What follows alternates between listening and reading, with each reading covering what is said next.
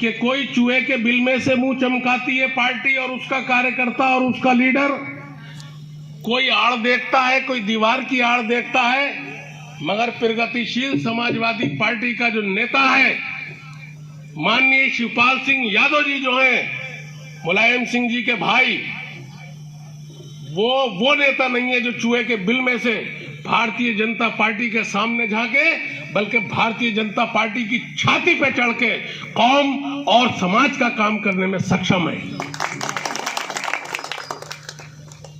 उत्तर प्रदेश के अंदर 4 बार हुकूमत बनी समाजवादी पार्टी की, मुलायम सिंह यादव चीफ मिनिस्टर रहे, मगर चीफ मिनिस्टर तो वो रहे, चेहरा तो वो थे, मगर चीफ मिनिस्टर बनाने वाले जो थे वो माननीय शिवपाल सिंह यादव जी थे। माननीय शिवपाल सिंह यादव, माननीय शिवपाल सिंह यादव, माननीय फरहत हसन खान।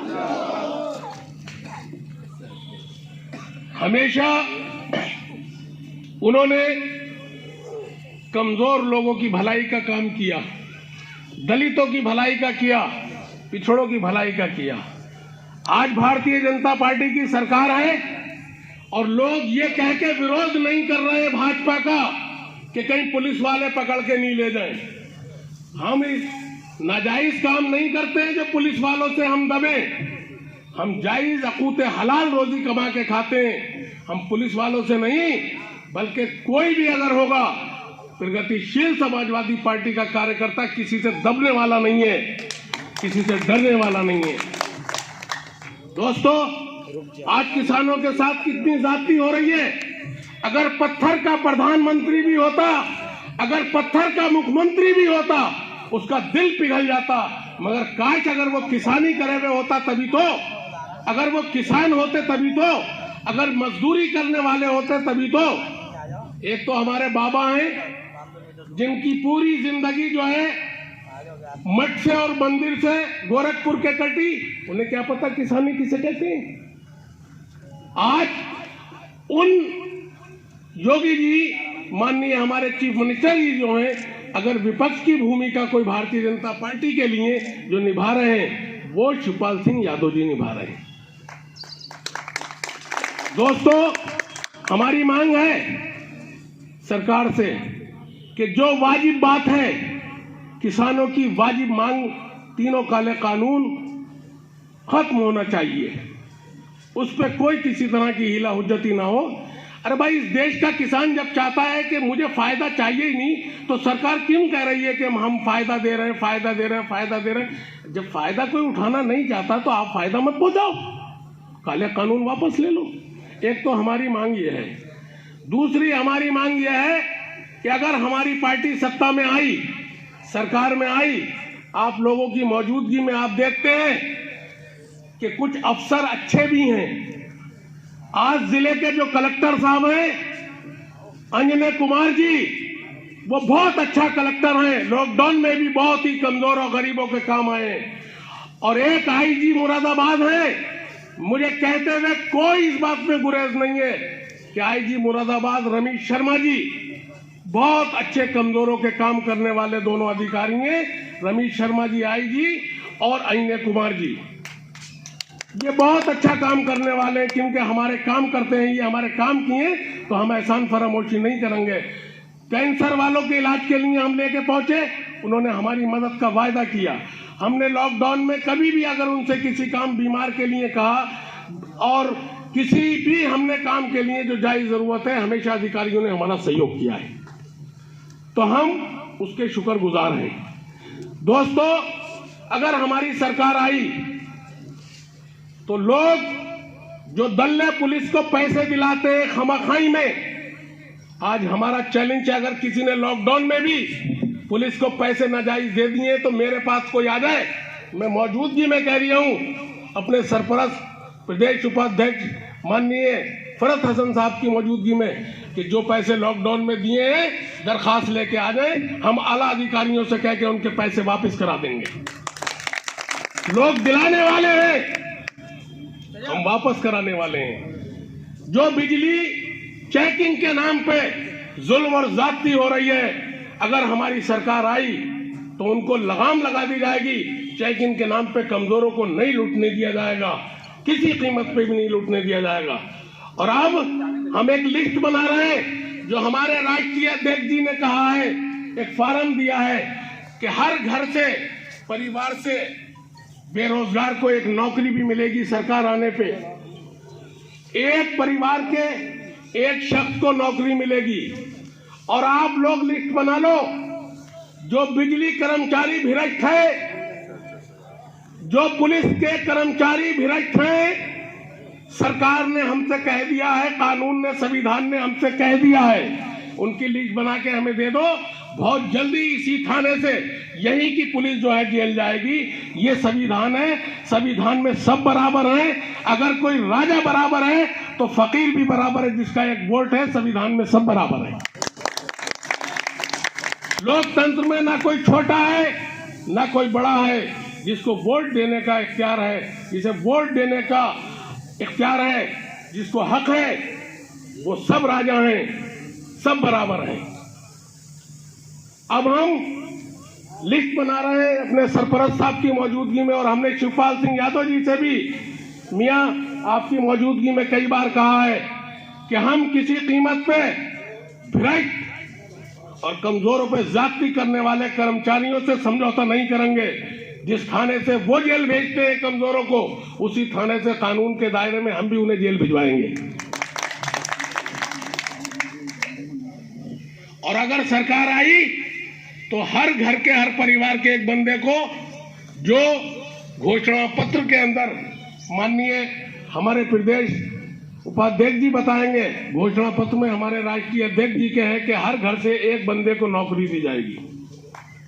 हर घर से। बिजली, मैं मियां की मौजूदगी में ये मशवरा दिया है हमने भी राष्ट्रीय अध्यक्ष जी को कि 200 यूनिट कम से कम गरीबों के बिजली माफी के साथ बाद में जो है बिल आना चाहिए। ये हमने मशवरा दिया है। हमने राष्ट्रीय अध्यक्ष जी को मशवरा और आपको मशवरा दिया था, प्रदेश उपाध्यक्ष जी को, कि आप भाजपा एंटी गठबंधन बनाए, मोर्चा बनाए, जिसमें ओवैसी साहब को भी शामिल करें। हमारी बात को तरजीह मिली। हमने 6 महीने पहले मियां हुजूर ने कोशिश करना शुरू कर दी।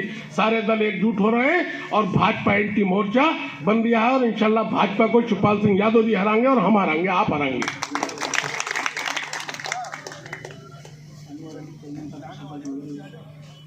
आज कई लोग हमारे साथ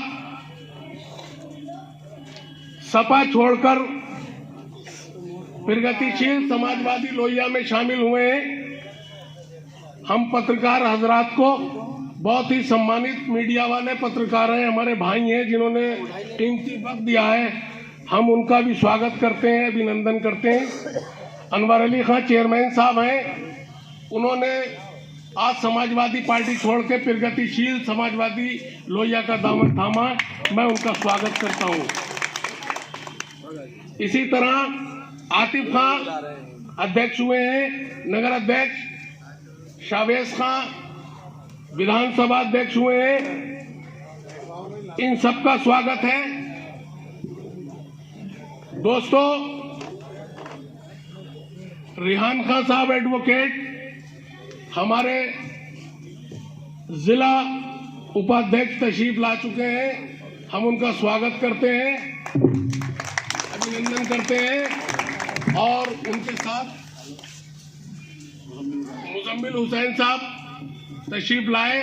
रामपुर से इन्हें रामपुर का विधानसभा अध्यक्ष नियुक्त करना है। मैं बाज़ाब्ता ऐलान करता हूं, इनको नियुक्ति पत्र दे देंगे हम। इनको रामपुर का विधानसभा अध्यक्ष नियुक्त किया जाता है, आप सबकी सहमति से। ठीक है मुजम्मिल साहब, हम अपनी पार्टी को जो मजबूत कर रहेंगे, उसके अंदर कोई किसी तरह का खानदानी, विरासती, इस तरह का कोई आदमी हमें नहीं चाहिए। हमें चाहिए पार्टी का काम करने वाला, जो पार्टी के लिए काम करे, पार्टी की जन जन तक नीतियां पहुंचाए, और खास तौर से कहीं ऐसा ना हो पार्टी का झंडा लगाकर कहीं अपना स्वार्थ सिद्ध करे। हमें कमजोर लोगों का काम करने वाला चाहिए, जिसमें जाति बिरादरी भी ना हो दिमाग में कि मैं अंसारी हूं तो बस अंसारियों का करूंगा, पठान हूं तो पठानों का। अल्लाह के रसूल ने जो फरमाया कि जिसका पड़ोसी भूखा वो खाना हराम है। ये नहीं कहा कि पड़ोसी अंसारी भूखा या पठान भूखा, हिंदू भूखा या ईसाई भूखा। जो भी जरूरतमंद है, लफ्ज इंसान, हम सब मिलकर उसकी मदद करें, बुरे वक्त में उसके साथ चलें, तभी हम एक अच्छे मुसलमान हो सकते हैं, एक अच्छे हिंदुस्तानी हो सकते हैं, एक अच्छे इंसान हो सकते हैं। दोस्तों, आप लोगों ने जो कीमती वक्त दिया है, ये बताइए कि हम जो भी काम करते हैं, मैं तकरीर नहीं कर रही हूं, बात कर रही हूं आपसे। हम जो भी काम करते हैं, दिन रात आपके लिए लगे रहते हैं। आप अगर एक बार हमसे काम को कह देते हो, मैं मियां की मौजूदगी में ये बात कह रहा हूं, ये लोग लोकल के हैं, आप एक बार अगर हमसे किसी काम को कह देते हो, बताओ क्या बार बार कहने की जरूरत पड़ती है? फिर आप भूल जाते हो, बल्कि मैं आपको आपका काम याद दिलाता रहता हूं। जाड़े में, पाले में, गर्मी में, सर्दी में, बताओ आप लोग ये बताइए कि हमारी पार्टी के हमारे आप साथ हैं, हमारे काम से संतुष्ट हैं या नहीं? हाथ उठा के आप मुझे आज, मैं आपकी मोहब्बत चाहता हूं, आपका प्यार चाहता हूं। मुझे आपसे कोई लालच नहीं, बल्कि आपका जो भी मसाइल है, जायज जरूरत है, चाहे पुलिस की जाती हो या बिजली डिपार्टमेंट की जाती हो या तहसीलों में किसानों के साथ जाती हो या मंडियों में व्यापारियों के साथ जाती हो, अल्लाह की मखलूक की जो भी जाती है और जो भी अधिकारी करेगा, हम उसको सजा दिलाएंगे और आप लोगों को साथ लेकर सजा दिलाएंगे। दोस्तों, मैं इन्हीं अल्फाजों के साथ अपनी बात का इख्तिताम करता हूं। कुछ और लोग भी अपने ख्यालात का इजहार करेंगे और मैं उम्मीद करता हूं कि जब भी जरूरत आपकी हमें पड़ेगी, आप शाना बशाना, कंधे से कंधा मिला के मुझ जैसे गरीब, मुझ जैसे कमजोर, मुझ जैसे फकीर के साथ आप चलेंगे। मैं बहुत छोटा सा इंसान हूं, आप बहुत बड़े लोग हैं। आप मुझ जैसे कमजोर के साथ रहेंगे तो मैं बादशाहों के सामने आपको कभी झुकने नहीं दूंगा। अस्सलाम वालेकुम।